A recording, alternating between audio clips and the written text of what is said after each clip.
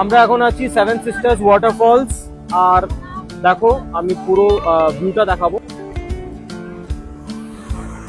এখন আমরা seven sister ওয়াটারফলসে আছি। দেখতেই পাচ্ছেন ভিউটা, এত দারুণ এই ভিউটা, আমি নিজেই খুব স্পিচলেস যে এত সুন্দর একটা জায়গা। এখনো আমাদের অনেক ভেন্যু বাকি আছে, কিন্তু ফার্স্ট আমরা কভার আপ করলাম এই ওয়াটারফলস থেকে। আর এই ওয়াটারফলসের একটা হিস্ট্রি রয়েছে, এখানে এসে এত ভালো লাগছে, মনে হচ্ছে এখানেই থাকি, এখানেই দাঁড়িয়ে থাকি। অপেক্ষা করে থাকো, আমাদের আরো অনেক রয়েছে ভেন্যু, আমরা এক এক করে শেয়ার করতে থাকবো।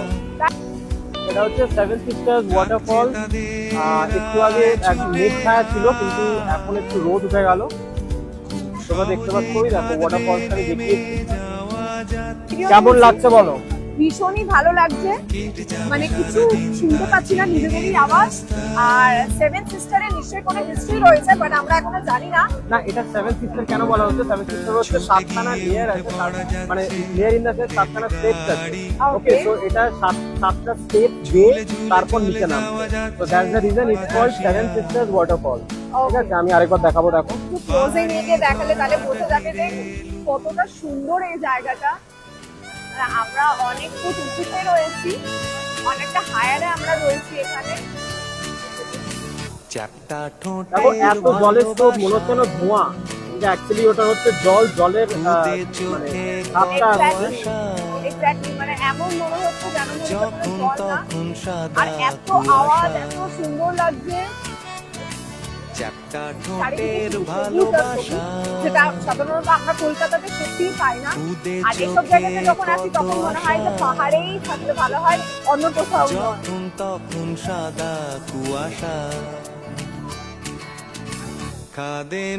নিচটা দেখো, নিচটা দেখাচ্ছি।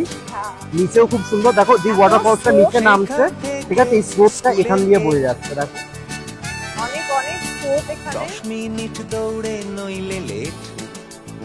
মানে মনে হচ্ছে সত্যি যদি নেমে যদি ফলটাকে চান করতে পারতাম, আমরা যেতে পারতাম, তাহলে খুব খুব ভালো হতো। একদমই তাই। 2014 আমি ভিজিট করেছিলাম এই জায়গাটা, কিন্তু এই জিনিসটা ছিল না, রেলিং দেওয়া ছিল না, এখন দিয়ে দিয়েছে। তো ওই ফলসটা অ্যাকচুয়ালি, মানে এই যে ফলস আছে, ফলস অব্দি যাওয়া যেত, যাওয়া যেত, কিন্তু এখন সেটা দিয়ে করছে না। আমার কাছে ফটো আছে, আমি ওইখানটা দাঁড়িয়েছিলাম। আর তখন ডিজিটাল ক্যামেরা ছিল, তখন মোবাইল ক্যামেরা ছিল না আমাদের কারোর কাছে, তো ফটো তুলেছিলাম আমি। এই দেখো একদম কাছ থেকে দেখাচ্ছি, একদম কাছ থেকে এটা দেখা যাচ্ছে। মনে হচ্ছে জল নয়, এটা কোনো ধোঁয়া উঠছে। এই দেখো যে জলগুলো নামছে এখানে নিচে পড়ছে, নিচে পড়ে এই পাশ দিয়ে বেরিয়ে যাচ্ছে, এই যে নিচ দিয়ে বেরিয়ে যাচ্ছে, নিচে বেরিয়ে ওই দিকটা দিয়ে বেরোচ্ছে।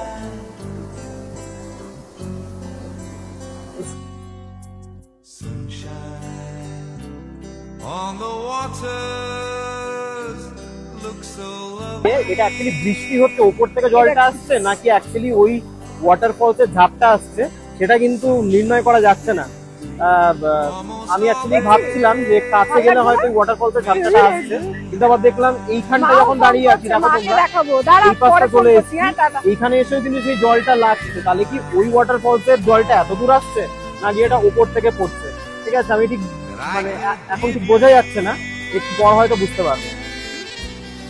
After marriage trip, after marriage ট্যুরে এসেছি। কেমন লাগছে? খুবই ভালো লাগছে, বিয়ের পর এটা প্রথম। আর এত সুন্দর একটা জায়গা, গ্যাংটক মানে হচ্ছে পাহাড়, আর এত সুন্দর একটা জায়গাতে খুবই ভালো লাগছে। আরো অনেক ভেন্যু আছে, আমরা আরো অনেক ভেন্যুতে যাব। লাচুং এ আমরা যাব, তারপরে কালকে যাব আমরা জিরো পয়েন্টে। ওখানে গিয়ে তো আরোই অনেক কিছুই বলার আছে, অনেক কিছু দেখানোর আছে। তো খুবই খুবই মানে বলার ভাষা নেই, আর খুবই এক্সাইটেড।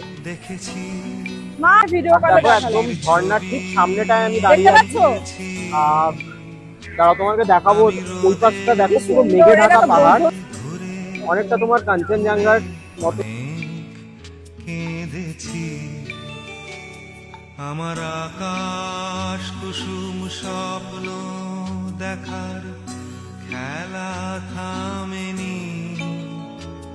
শুধু তুমি চলে যাবে ও দিকটা ঘুরে ঘুরে কথা বলছে আর আমি একদম ঝর্ণার সামনে আছি। ভাবিনি দেখো যে ভিউটা, আমি বৃষ্টি এখান থেকে পড়ে দেখতে যাওয়ার পাচ্ছ ভয় না? নেই। তো গাড়ি আমাদের টাইম দিয়ে দিয়েছে, 12:20 আমাদের গাড়িতে পৌঁছতে হবে।